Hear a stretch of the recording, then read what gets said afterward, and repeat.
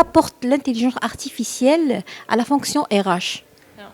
L'intelligence artificielle apporte à la fonction RH tout d'abord la possibilité d'avoir des données prédictives qui nous permettent d'anticiper un certain nombre de choses et de prendre des décisions qui sont plus objectives, et basées sur des éléments factuels. Donc je peux vous citer un exemple. Par exemple, grâce à l'intelligence artificielle, on sait anticiper quand est-ce qu'un collaborateur va changer de poste, souhaite une mobilité interne. Et par ce biais-là, on sait aussi qui pourrait le remplacer, avec quelles compétences à acquérir, au bout de combien de temps et avec la formation associée. En marge du 23e colloque de la GEF, on constate que la DRH ou le DRH est un acteur indispensable pour mener à bien la transformation digitale d'un groupe. Tout à fait. La DRH, je crois qu'aux côtés de la DSI, est le leader de la transformation digitale dans une entreprise. Pourquoi ? Parce que ça demande une acculturation de nos collaborateurs. Ça transforme également la culture de l'entreprise. On a des modes de management qui évoluent avec la digitalisation, des modes de travail qui évoluent avec la digitalisation, également des lieux de travail qui évoluent avec la digitalisation. On a aussi entendu parler de l'expérience collaborateur. Alors pour nous, au sein des SAP France, l'expérience collaborateur, c'est, je dirais, l'attention que l'on porte à nos collaborateurs. Ce que l'on souhaite, c'est avoir des collaborateurs heureux, engagés. Pourquoi ? Parce qu'ils vont répercuter ceci aussi auprès de nos clients.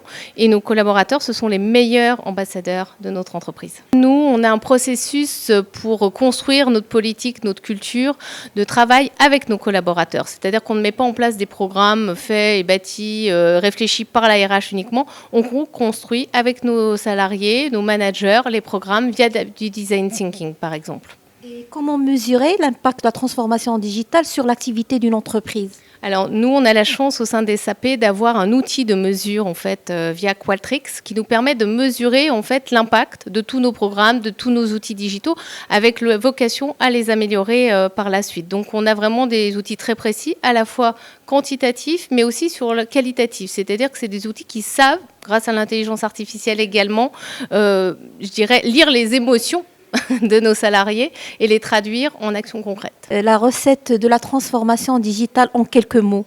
Je dirais que la recette, c'est d'avoir des sponsors au plus haut niveau de l'entreprise, des ambassadeurs au sein des équipes, et puis ensuite, je dirais aussi de l'écoute de nos salariés. On construit avec nos salariés, nos managers, les programmes via du design thinking, par exemple. Et comment mesurer l'impact de la transformation digitale sur l'activité d'une entreprise ? Alors, nous, on a la chance au sein des SAP d'avoir un outil de mesure, en fait, via Qualtrics, qui nous permet de mesurer, en fait, l'impact de tous nos programmes, de tous nos outils digitaux, avec la vocation à les améliorer par la suite. Donc, on a vraiment des outils très précis, à la fois quantitatifs, mais aussi sur le qualitatif. C'est-à-dire que c'est des outils qui savent, grâce à l'intelligence artificielle également, je dirais, lire les émotions de nos salariés et les traduire en actions concrètes. La recette de la transformation digitale en quelques mots.